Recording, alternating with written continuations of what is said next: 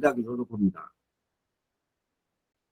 오늘 발표 드릴 내용은 위기통 빅데이터와 지역균형 발전 및 지방 소멸 대책에 대해서 말씀을 드리겠습니다. 천천히 넘어가시죠. 그래서 목차로는 서론, 빅데이터의 개념과 특성, 위성 영상 지리정보 시스템 통계 융합 빅데이터, 그 다음에 도시 지역에서는 빅데이터 균형 발전, 농촌 지역에는 역구독 경제와 지방 소멸 대책 순으로 말씀을 드리겠습니다. 그래서 오늘 말씀드릴 어떤 발제의 배경과 필요성에 대해서 간략하게 말씀을 드리면은, 우선 이제 뭐 다 너무나 많이 들어서 익숙하시겠습니다만은 제4차 산업혁명과 디지털 대전환으로서 디지털 대전환이 과연 무엇이냐, 그 다음에 코로나19와 사회 시스템의 근본적인 변화를 갖고 오고 있습니다. 그래서 이제 4차 산업 시대가 뭐 데이터 시대니 여러 가지 말씀을 하고 있습니다만, 빅데이터 기술과 융합의 시대에 도래해서 과연 빅데이터가 뭐냐에 대해서 좀 더 고민을 해볼 필요가 있다고 생각되고요. 우리나라에서는 특히 빅데이터에 대한 이야기를 많이 하고 있습니다만은, 뭐 제가 볼 때는 우리나라는 아직까지 빅데이터가 좀 부족하지 않나 이렇게 생각을 하고 있습니다. 그 다음에 이제 지속 가능한 발전에 대해서 많은 이야기를 하고 있는데, 저는 볼 때는 ESSD, 그러니까 발전의 끝이 과연 무엇일까? 과연 끊임없이 발전을 할 수 있을까? 우리가 자연의 극복을 대상으로 삼으면서 끊임없이 발전할 수 있을까에 대해서는 저는 약간 회의적인 생각을 가지고 있습니다. 그래서 저는 지속 가능한 발전보다는 지속 가능한 변화를 추구해야 된다. 또는 하모나이드 위드 네이처, 지속 가능한 변화로 대전환이 이루어져야 된다고 생각을 하고요. 그 다음에 이제 뭐 여기 경제학을 하시는 분도 계십니다만은, 경제학은 저는 잘 모르겠습니다만은, 시장 경제, 물건을 배타적으로 소비하는 시장 경제를 넘어서 이제 공유 경제로 갔다가 지금은 이제 구독 경제로 가고 있는 그런 상황으로 가고 있습니다. 그래서 어떤 경제 시스템에도 근본적인 변화가 필요하고요. 천천히요. 그 다음에 이제 과연 요거는 요 주제에 약간 벗어납니다만, 민주주의를 넘어서는 정치 체제는 과연 가능할까, 이런 문제도 우리 행위학을 하는 사람들 같이 한번 고민을 해볼 필요가 있지 않나 생각이 듭니다. 그래서 이제 오늘 이제 발제의 필요성은 탄소 중립과 코로나19 시대의 새로운 계획 패러다임을 제시해야 되겠다. 그 다음에 인공지능과 IoT, 빅데이터 기반 메타폴 시대가 도래하는데 이걸 우리가 어떻게 할 것이냐. 그 다음에 이제 가장 오늘 중요한 핵심은 위지통, 위성 영상, 지리정보 시스템, 통계를 어떻게 융합을 해서 실시간에 이걸 분석하고 예측해서 우리가 활용할 수 있는가에 대해서 생각을 해볼 필요가 있습니다. 그래서 사실상 우리가 이 데이터가 융합되지 않기 때문에 지역적인 불균형을 계속 이야기하고 있는데, 사실은 정확하게 어디에 얼마만큼 불균형이 되어 있는지 정확하게 아무도 모릅니다. 왜냐하면은 이 통계 데이터의 위치 좌표가 없기 때문에 그렇습니다. 그래서 제가 오늘 말씀드릴 내용은 위기통 빅데이터와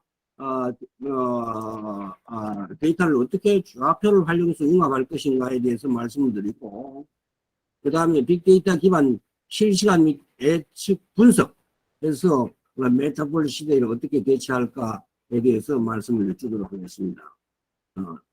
그래서 그다음에 이제 빅데이터의 개념과 특성에 대해서 간략하게 말씀드리겠습니다. 이것은 뭐 제가 굳이 말씀을 여쭙지 않더라도 많이 들어서 아시고 계시고, 또한 빅데이터의 개념 자체가 굉장히 클리어하지 않습니다.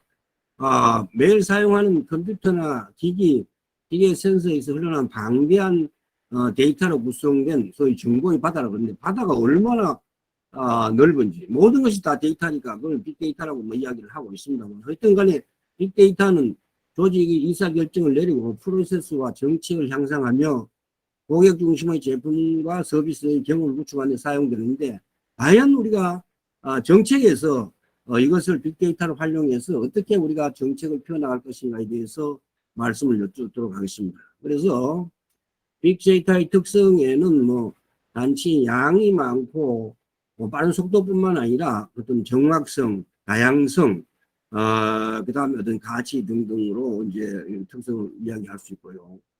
빅데이터는 디지털로 모니터링 할 수 있는 전 세계 모든 사물과 장소에서 생성할 수 있으며 이것들이 이제 기상위성, 사물 인터넷, 뭐 교통, 카메라, 뭐 소셜 미디어 등 모든 분야에서 우리가 데이터를 마이닝하고 그것을 분석할 수 있는 그런 데이터가 될 것입니다. 자, 그 다음에 이제 지금부터 말씀드릴 것이 이제 위지통 빅데이터의 지금 위성 영상 부분입니다. 지금 이제 위성 영상은 환경부 기상청 위성센터에서 관리를 하고요. 그 다음 위성 발사는 이제 과학기술정보통신부에서 관리를 하는데, 위성 영상에 지금 사진 때문에 잘 보입니다. 위성 영상에 항상 이제 좌표가 붙어져 있습니다. 이 좌표를 이용해서 이게 영상이 돌아가고 있어 우리나라도 이제 정지 위성을 하늘에 쏘아올려서 실시간에 데이터를 관리하고 분석하고 있습니다. 그래서 이 좌표가 되어 그 다음에 이제 두 번째로 그 다음에 이제 국토정보원, 국토교통부의 국토정보원에서 지리정보 시스템을 이제 만들고 있습니다. 그래서 여기도 보면 좌표값 다 주어서 거리, 면적 등등을 다 계산하고 있습니다. 그래서 위성 영상은 지리정보 시스템은 사실상 대륙간 탄도탄을 쏠 건데 분사용으로 만들어진 건데, 그래서 어느 위치에서 어떻게 정확하게 자료가 전달되는가에 대해서 여러분들한테 설명을 드릴 수가 있습니다. 그 다음에 이제 우리나라에서 발행된 통계의 대표적인 인구 통계인데, 인구 통계든 무슨 통계든 간에 우리나라 통계는 아주 잘 되어 있습니다. 그래서 통계 위성 영상도 아주 잘 되어 있고요. 그 다음 지리정보 시스템도 아주 잘 되어 있고 통계 데이터도 아주 잘 되어 있습니다. 그래서 뭐 인구, 주택, 토지, 환경 모든 분야에 잘 되어 있고 뭐 경제도 말할 것도 없고요.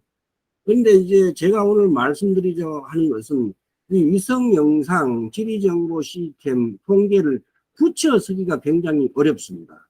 그 이유는 그래야 이제 진정한 의미에서 빅데이터가 되는데, 그 이유는 뭐고 하면은 통계법에 보시면 통계법에 보면 어떻게 이 데이터를 붙여야 된다는 게 대해서 아무런 근거가 없습니다. 그래서 통계 데이터 따로 있고요. 그 다음에 위성 영상 따로 있고, 그 다음에 지리정보 시스템 따로 놀고 있습니다.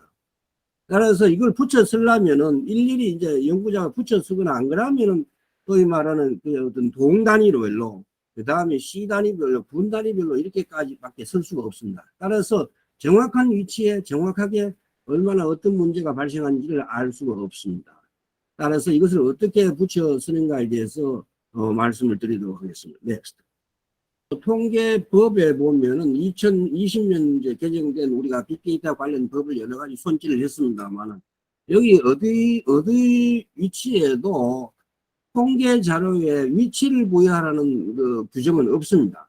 따라서 통계가 전부 그 소위 말하는 에그리게이트 된 걸로 나와 있지 개별적인 위치에 대해서는 잡혀 있지 않습니다. 넥스트. 다음. 그래서 이제 지금 제가 오늘 말씀드린 것은 위성 영상, 지리정보, 통계, 빅데이터를 좌표를 이용해서 융합해서 하는 것이 말씀드립니다. 여러분들 아마 할 때 초등학교 때 우리가 모는 종이로 좌표를 다 배웠을 겁니다. 근데 그 좌표를 우리가 왜 배웠는지 모르고 배웠을 겁니다. 대부분이.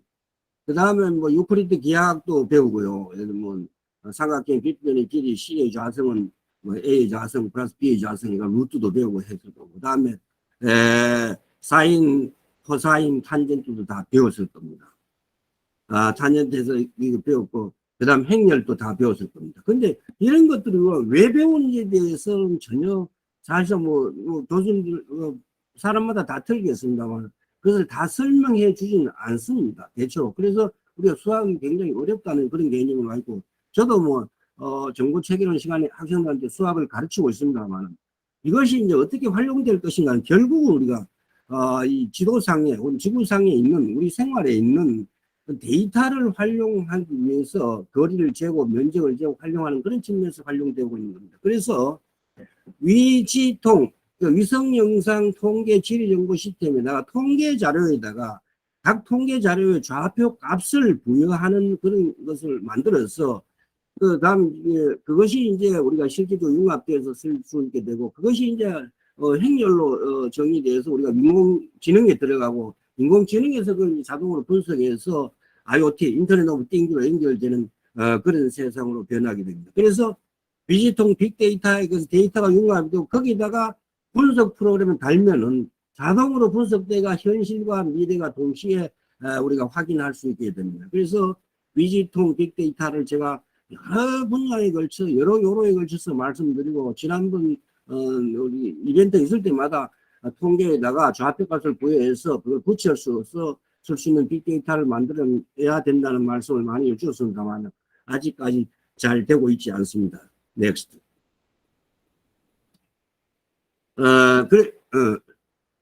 그래서 빅데이터와 분석 시스템에 대해서 아시겠습니다만 지금 이제 피라미드를 제가 보여드릴 수는 없는데, 어쨌든 간에 빅데이터와 분석 QGIS는 옷에 이제 분석 시스템이 나와 있습니다. 공간 이제 경제학 분석 시스템이 나와 있습니다. 그래서 그 분석 시스템을 달면은 그 저절로 분석까지 돼서 예측까지 하는 것을 실시간에 볼 수 있습니다. 예를 들면 인구 예측도 2022년표로 나와 있습니다만 2030년, 2040년, 2050년 자동으로 분석돼서 우리가 눈을 보고 피라미드 형태로 다 볼 수 있습니다. 그래서 그 밑에 그림에서 보시면 아시겠지만 지금 현재는 그림 8에 보면 메타버스와 맞춤형 구축 서비스를 했는데, 지금 이제 현재 데이터는 이렇게 다 떨어져 있어서 붙이기가 굉장히 어렵거든요. 이 붙여서 이제 웹 기반 시스템 다이내믹으로 자동으로 돌리면 이것이 이제 위치에 정확하게 맞춰서 딱딱딱 돌아가도록 그렇게 시스템이 구축되어야 됩니다. 그래서 이 사람 위지통 빅데이터는 우리나라뿐만 아니라 모든 정보사회의 가장 기본 중의 기본입니다. 그러면 가상국토나 디지털 메타버스든 모든 것이 기본 중의 기본인데 아직 그것이 되고 있지 않습니다.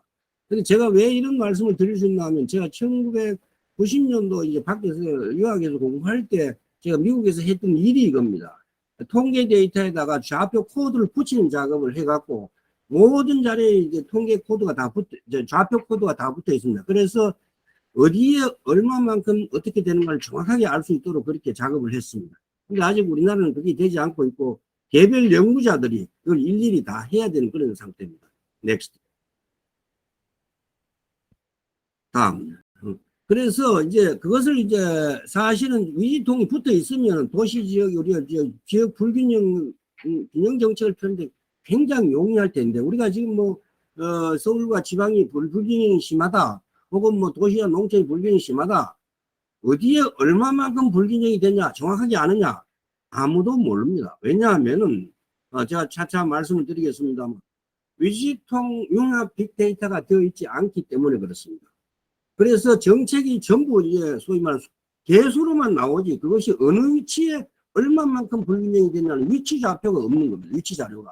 왜냐하면 통계 데이터에 위치 좌표가 없기 때문에 그렇습니다. 그래서 예를 들면 기껏해야 지방자치단체별로 얼마나 차이 난다 이것만 나와 있는 겁니다. 그래서 그것 갖고는 정책을 펴기가 굉장히 어렵다는 겁니다. 그래서 그 다음에 이제 위치 좌표가 없어서 그 문제가 정확하게 알기 어렵고요. 그 다음에 모든 통계 데이터에, 국가에서 발행하는 모든 통계 데이터에 좌표를 부여해서 어느 위치에 얼마만큼 어떻게 불균형이 된다는 걸 알고, 그 다음에 그것을 빅데이터 융합기술부에서 그 다음에 분석 프로그램을 연동을 시키면 자동으로 분석되어서 활용될 수 있는 그런 상태로 바뀌게 되고요. 그에 따라서 정부 조직이나 사회 개편이나 모든 것이 거의 데이터에 기반해서 이루어져야 되는데 지금 현재는 그렇지 않고 있습니다. 그래서 예를 들면 위성영상은 환경부와 과기부에서 하고, 그 다음 지리정보시스템은 국토부에서 하고요. 그 다음 통계는 기획재정부 및 행안부에서 지금 다루고 있습니다. 그래서 사실상 따로따로 관리되고 있는 시스템을 가고 있습니다. 다만 이렇게 될 경우에 이제 개인정보 보호의 문제가 상당히 문제가 될 수 있습니다. 그런데 이 개인정보 보호의 문제는 아마 데이터를 관리는 별도로 하면 될 것 같고, 필요하면 붙여서 쓸 수 있으면 될 것 같습니다. 자, 그렇게 해서, 결국 구체적으로 하면은, 도시 지역에서, 소위 말하는, 저는 균형 발전을 수도권과 남부권으로 나눠서 보고 있는데요. 세종시를 축으로 해서, 남부권 균형 발전을 어떻게 해 나갈 것인가에 대해서 말씀을 여쭙도록 하겠습니다. 수도권은 이제 국제도시로 이제 전환되고, 남부권은 부울경, 그 다음에 대구, 충청, 남도를 포함한 대구, 경북, 그 다음에 강원 남부를 포함한 대구, 경북, 충청 남부를 포함한 전라 남북도를 묶어서 세 개의 지역과 산업으로는 디지털 산업, 그린 산업, 물류 산업을 묶어서 세 개의 응합. 그 다음에 교통으로는 이제 고속철도, 앞으로 이제 하이퍼튜브, 또 말하는 서울에서 부산까지 시속 1200km로 달리는 23분이면 주파하는 것이 아마 10년 내에 아마 상용화가 될 가능성이 높습니다. 그래서 국제공항, 국제항만을 묶어서, 남부권에다가, 이제 강원도와 이제 제주도는 이제 어떤 국민관광이나 휴양도시로 다 국토를 묶기는 어려우니까 묶어서 또 인구 남부권이 한 인구 2천만 정도 규모의 대경제권을 형성하게 됩니다. 그래서 미래 산업으로 투자하는 쪽으로 전환을 할 필요가 있다고 생각됩니다. 다음. 그래서 제가 이제 국토공간을 이렇게 개편을 했는데, 그래서 부울경은 메가시티로, 소위 말하는 고속철도, 그 다음에 국제 신공항, 신항만을 묶어서 물류산업은 메가시티로 개편을 하고요. 그 다음에 이제 우리가 지금 자꾸 지역을 메가시티 그러는데, 제가 볼 때는 부울경은 메가시티가 가능합니다. 이미 기존의 도시가 어느 정도 규모를 갖고 있기 때문에. 그러나 대구 경북 지역과 이제 광주 전남 이쪽은 메가시티 자체가 선언적으로 불가능합니다. 그래서 저는 이 지역을 경제의 개편으로 하는 쪽으로 간닥을 잡아야 되지 않을까, 미래 산업을 위해서. 그래서 대구 경북과 이 강원 남부를 포함해서는 제가 이걸 주장하는 게, 우리가 발전의 궁극이 어디일까? 그래서 인공태양 만들기 관련 산업을 집중적으로 구미공단에 이런 경무공단을 해서 궁극적으로 그쪽으로 경제를 개편하고요. 그 다음에 광주 전남 지역은 이제 새만금 등등 같이 연결해서 소위 광합성 칩, 그 인공 나뭇잎 만들기 관련 산업들을 만약에 우리가 국책 사업으로 유치를 해 나간다면 남부권이 소위 말하는 미래 산업으로 인공태양과 관련된 연관 산업들이 아마 어마어마하게 많고, 이미 프랑스 등에서 많은 인공태양이 거의 반 이상 만들어져 있고, 우리나라 기술진들이 가서 많은 역할을 하고 있는 걸로 알고 있습니다. 근데 그에 대한 관련 산업들에 대한 준비는 거의 안 돼 있는 상태고, 그 다음에 뭐 탄소 중립 2050과 관련해서 소위 말하는 나뭇잎 인공광합수칙 만들기에 대해서는 아직까지 연구가 좀 미진한 상태입니다. 그래서 국가 균형 발전 차원에서 남북을 대한 대대적인 산업 대전환을 이루어야 된다고 저는 생각을 하고 있습니다. 그래서 이와 같은 방향으로 발전을 갖추고 있고, 자, 도시 지역은 이렇게 해서 갖추면 되는데, 과연 그러면, 넥스트. 다음. 자, 농어촌 지역은 어떻게 할 건가의 문제입니다. 그래서 농산어촌 지역은 역구독 경제와 지방 소멸 대책에 대해서 말씀을 드리겠습니다. 역구도 경제는 조금 이따 말씀드리기로 하고요. 우선 이제 우리나라에 보면 도로 구조가, 특히 고속도로 톨게이트가 바로 지역 균형의 가장 주범이라고 저는 생각하고 있습니다. 아마 여러분들도 외국에서 많은 여행을 해보셔서 알겠지만, 우리나라는 국도나 지방도가 통과하면 그 지역은 다 발전하게 되어 있습니다. 왜냐하면 그 지역에 가서 뭘 여러 가지 기름도 넣고 가스도 넣고 그 다음에 식사도 하고 등등인데, 고속도로가 통과하는 그 순간에 접근성이 원초적으로 차단이 됩니다. 그래서 모든 고속도로의 접근성을 확대시켜야 되고, 그래야 그 지역이 발전할 수 있고요. 그 다음에 장기적으로는 고속도로를 무료화시켜서 자유롭게, 미국처럼 예를 들면 자유롭게 드나들 수 있게 하고, 그 다음에 종합휴게소를 좀 지역으로 내려보내서 지역과 함께 발전한 쪽으로 잡으면 지역 균형 발전에 상당히 기여할 수 있지 않을까 이런 생각을 해봅니다. 저는 뭐 교통학자는 아니기 때문에 그에 대해서 정확하게 말씀을 드리긴 어렵습니다만, 그 다음에 이제 뭐 도로 와서 그렇고, 그다음에 이제 주택과 부동산과 관련해서 말씀을 드리면은, 제가 통장주택이라고 붙여놨는데, 통장주택이 뭐가 하면은, 통장주택 혹은 평생주택이라고 이름을 붙이는데, 저당제도와 역저당제도를 합쳐서 그걸 붙이고 정부의 소유권을 보장을 하면 평생 동안 그냥 잘 사용을 하고, 돈이 있을 때는 집에다 돈을 넣고, 돈이 필요하면 빼서 쓰고 하는 통장처럼 바뀌는 주택입니다. 잠깐 이제 발표자께서도, 이사님께서 잠시 말씀하셨습니다만, 혹시 아마 여러분 주택연금이나 농지연금을 아마 대충 다 알고 계실 겁니다. 근데, 제가 이제 주택연금, 농지연금을 만든 장본입니다. 저희 연구팀에서. 그래서 그걸 이제 그러니까 주택연금, 농지연금과 저당제도를 합치면 이게 통장주택, 평생주택이 됩니다. 그래서 그걸 활용을 하면 주택에 대한 수요가 그 주택을 이제 자산 수단으로 사용되는, 자산 가치의 형식 수단으로 사용되는 걸 조금 완화시키지 않을까 생각이 되고요. 그래서 제가 제가 원래 주택 정책을 전공했습니다. 주택은 부동산이라고 자꾸 얘기를 하는데 저는 그렇게 보지 않습니다. 주택은 부동산이 아니라 반동산입니다. 무슨 말씀인가 하니까 공급은 분명히 부동산입니다. 예를 들면 집을 메고 다니기는 어려우니까, 물론 요새 모바일 주택도 있긴 합니다만, 수요는 동산입니다. 돈이 되면 언제든지 그 수요가 주택 수요가 생기는 겁니다. 따라서 예를 들면 수도권의 집값이 올라가는 것이 지방 수도권 사람만뿐만 아니라, 서울 사람뿐만 아니라 지방 사람도 올라가고 심지어 해외 자본까지 들어와서 하여튼 돈이 되는 한 계속 몰려들어서 소위 말하는 그 주택 문제에 심각하게 야기시키는 겁니다. 그래서 평생주택 개념하고 통장주택 개념하고 반동산 개념을 적용시켜서 수도권 부정 문제와 농어촌의 빈집 문제를 함께 풀지 않으면 안 된다고 생각합니다. 그래서 제가 그 밑에 보면은 농산어촌 역구독 경제와 지역 균형 발전을, 여기서 역구독이 뭐냐에 대해서 말씀을 여쭈도록 하겠습니다. 구독 경제는 아마 대충 다 들어보셨을 겁니다만, 역구독 경제는 제가 이제 장명을 한 건데, 무슨 말씀하니, 구독 경제는 신문에서 구독료를 내고 우리가 신문을 보지 않습니까? 역구독은 뭐가 하면 돈을 받고 사용을 하는 겁니다. 무슨 말씀인가 하면, 농촌에 가면 빈집과 빈 토지가 많이 있습니다. 그냥 버려진 채 방치되고 있는 게 사실입니다. 따라서 도시민들이 이제 코로나19 시대에 농촌의 문턱을 낮추는 사업을 벌려야 됩니다. 그래서 도시민들이 농촌에 가서 빈집을 활용을 하고 빈 토지에서 농사를 짓고 하면은 그것을 돈을 내는 것이 아니라 돈을 받고 그렇게 하도록 하는 겁니다.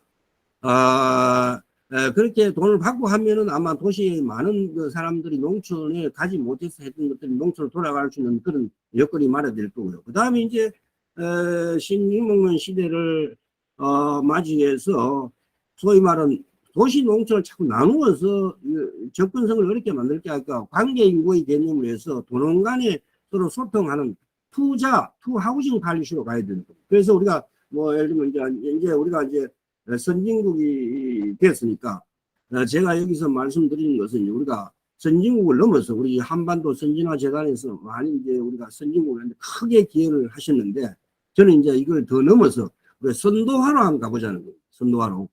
그 다음에 제가 마지막으로 가장 강조해서 말씀드린 것은 지역 청년들이 생애 최초로 역구독 창업하고 기본소득의 개념입니다. 역구독 창업이라는 게 뭐가 하면은, 우리가 창업을 하면은 우리가 회사에 다니면은 소위 말하는 월급을 받지 않습니까? 그러면 이제 역구독 창업이라는 건 창업을 하기만 하면은 정부에서 월급을 주는 겁니다. 그러면 이제 월급을 주는 그 근거가 뭐냐? 그것을 이제 정부가, 아까 위지통 빅데이터도 쓰지만 정부가 개인의 모든 데이터를 다 갖고 있습니다. 그걸 활용을 하고 있고요. 그 데이터 사용료를 청년들에게 창업을 했을 때의 어떤 월소득으로 보장해 주는 겁니다. 그래서 정부가 지금 많은 직장을 뭐 이렇게 만들고 하는데 거의 뭐 대부분이 임시직이고 계약직이고 이런 수뿐인데, 청년들에게, 지역 청년들에게 창업의 기회를 제공하고 거기에 일정한 소득을 보장해 주면 지역 청년들이 직장을 찾아서 서울로 모여들 일도 없고, 문제는 가장 자기의 개성과 자기가 하고 싶은 것을 뭐든지 창업할 수 있기 때문에 자기가 안정적으로 창업해서 특히 이 창업을 강조하는 이 미래 사회에 우리가 취업만을 바라보고 있을 게 아니라 청년들에게 창업을 할 수 있는 그리고 지역공단과 연결해서 역구독 창업뿐만 아니라 역구독 공단, 그래서 그냥 창업해서 지역의 공단들을 역구독할 수 있도록 공단에 가서 창업을 하면은 돈을 받을 수 있도록 해서 지금 뭐 기본소득 예를 들어서 마구잡이는 아닙니다. 하여튼 돈을 대량으로 이제 투자를 하고 있는 정부 차원에서 그게 아니라 개개인이 자기가 하고 싶은 것을 할 수 있도록 그렇게 해서 생애 최초 한 번 정도 지원을 하면 아마 우리나라가 크게 활성화되지 않을까 이런 생각됩니다. 그래서 제가 볼 때는 이제는 우리가 이제 이런 이제 위지통 빅데이터를 가지고 분석 시스템을 자동으로 연동시키면은 소위 말하는 메타버스 미래 세계가 가능하고, 이것이 이제 제가 오늘 좀 발표해서 좀 아쉬운 것은 이 데이터가 붙어 있는 게 있다면은 실질로 지역 분영이 얼마나 불균형이 돼서 어떤 문제가 생긴다는 것을 다 시뮬레이션해서 보여드릴 수가 있는데, 지금 제가 그 데이터를 다 붙여서 하기는 너무나 어려운 일이라서 소위 법적으로 통계청에다가 통계 데이터에다가 위지통 좌표를 부여할 수 있는 그런 근거를 마련하고, 그 근거에 끝통해서 정부 조직도 개편하고 그다음 분석 프로그램을 연결하면은 진정한 의미에서 빅데이터 시대를 열 수 있을 것이고, 그에 따라서 한국이 세계 이제 우리 한반도 선진화재단에서 엄청난 노력을 해서 이제 우리가 선진국이 들어왔는데, 우리가 선도국으로 갈 수 있는 기반이 기틀이 되지 않을까 생각이 듭니다. 특히 이제 우리가 코로나19에서 우리가 데이터를 추적하고 이러면서 개인정보에 대해서 많은 비난을 받고 이랬는데 실질적으로 큰 문제가 없는 것으로 보아 있고, 정보 보호 차원에서 조금 더 대책을 마련하면은 충분히 발전되지 않을까 생각됩니다. 그래서 이제 마지막으로 요약해서 말씀드리면 위지통 빅데이터를 분석 시스템과 연동해서 도시 지역에는 소위 말하는 산업 구조 개편, 그다음 물류 산업 개편, 그다음 농촌 지역에는 역구독 주택 토지 및 역구독 창취업을 만들면은 우리나라가 명실공히 선도국이 되지 않을까, 이런 뭐 나름대로 두서없는 생각을 여러분한테 말씀을 올렸습니다. 제 발표는 여기서 마치겠습니다. 감사합니다.